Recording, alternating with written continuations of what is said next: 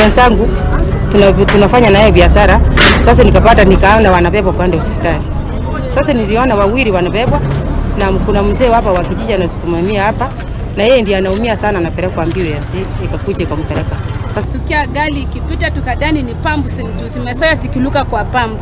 Kidogo tukaona chopa imesonga kutoka kwa barabara kidogo ndio hiyo gari ikapita, hiyo gari kubwa ndio ikaribu hizi vipanda.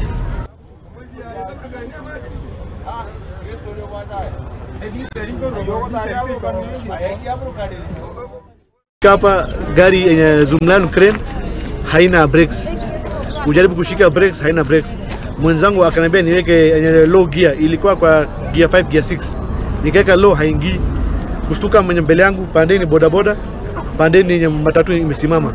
So mimi kuhepa nikapatana na bumps ikanirusha na ikanipeleka pale. Nashukuru madaktari wetu wa Lenmek walikimbia wakatusaidia kutibu wagonjwa.